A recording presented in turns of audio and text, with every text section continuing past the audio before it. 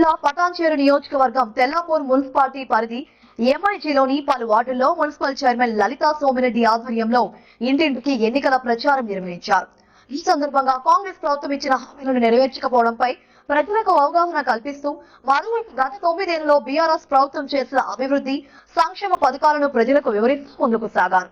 ఈ మేరకు రాబోయే పార్లమెంట్ ఎన్నికల్లో బీఆర్ఎస్ పార్టీ బలపరిచిన మెదక్ అభ్యర్థి వెంకటరామిరెడ్డిని భారీ మెజారిటీతో గెలిపించాలంటూ ప్రజలకు విజ్ఞప్తి చేశారు.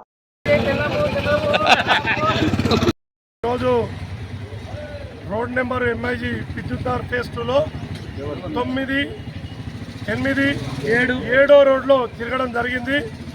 ఆల్మోస్ట్ ఇంకొక 4-5 గల్లీలు అయితే అయిపోతాయి. మరి ముఖ్యంగా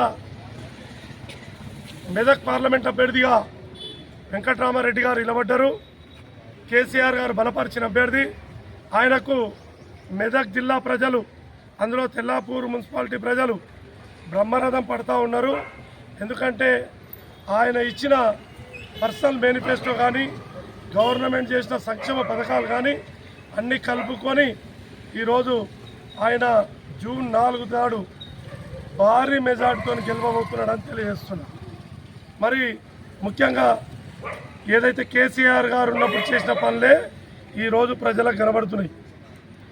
దొంగ హామీలు ఇచ్చి, ఆచరణ సాధ్యంగా హామీలు ఇచ్చి అధికారంలోకి వచ్చిన తెల్లారి నుంచి 6 గ్యారంటీలు ఇచ్చిన మాట ఒకటెత్తైతే, ఓవరాల్గా మా దగ్గర బుక్లెట్ కూడా ఉంది, 420 హామీలు ఇచ్చి అధికారంలోకి రావడం జరిగింది.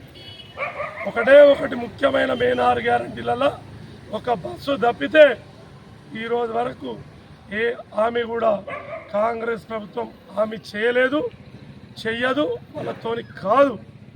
ఎందుకంటే కేసీఆర్ గారి పార్టీ తెలంగాణ గురించి, తెలంగాణ ప్రజల గురించి పుట్టిన పార్టీ కాబట్టి తెలంగాణ ప్రజల మీద కేసీఆర్ గారికి ఉన్న అభిమానం ఈ ఢిల్లీ దొరలకు ఉండదని ఈ సందర్భంగా తెలియజేస్తున్నారు. కాబట్టి ప్రజలు ఈ ఎలక్షన్లో తగిన గుణపాఠం చెప్పి చెంప చెల్లుమనే విధంగా ఓవరాల్గా మరి ఎంపీ అభ్యర్థులను తెలంగాణలో ఎక్కువ సంఖ్యలో గెలిపిస్తారని కూడా ఆశాభావం మేము వ్యక్తం చేస్తున్నాం. ముఖ్యంగా కాంగ్రెస్ గవర్నమెంట్ వచ్చిన నుంచి ఏ పని కూడా సంక్షేమ పథకాలు ఆగిపోయినాయి, అభివృద్ధి జరగడం లేదు. తెల్లాపూర్కు వచ్చిన 75 కోట్లలో 14 కోట్లు పని జరిగినాక మిగతాది గెలిచిన వారం రోజులకు ఆ మిగతా 50 కోట్ల చిల్లర కూడా క్యాన్సల్ కావడం జరిగింది. ఆ జీవో కూడా అట్లనే ఉన్నది. అందులో ఎంఐజీకి సంబంధించిన అండర్ పాస్ బ్రిడ్జికు 5 కోట్లు పెట్టినాం. అయినా మేము ఎందుకులే సరే తిరిగి ప్రజలకు విరుద్దామంటే వాళ్ళు లేని పోని అవాకులు చెవాకులు పేలితే ప్రజలు నమ్మరు. ప్రజలు బీఆర్ఎస్ పార్టీ మీద, కేసీఆర్ గారి మీద నమ్మకం ఉంది. ఎమ్మెల్యే గారు, ఎమ్మెల్సీ భూపాల్ రెడ్డి గారు, ఇప్పుడున్న వెంకటరామరెడ్డి సారు, ఆయన మేనిఫెస్టో ఇవన్నీ కలిపి భారీ మెజార్టీతో గెలిపిస్తే, ఇంకోటి ముఖ్యంగా తెల్లాపూరు ప్రజలు తెల్లాపూరు అభ్యర్థికి ఓటేసుకోవాలని నేను ముఖ్యంగా కోరుతున్నా.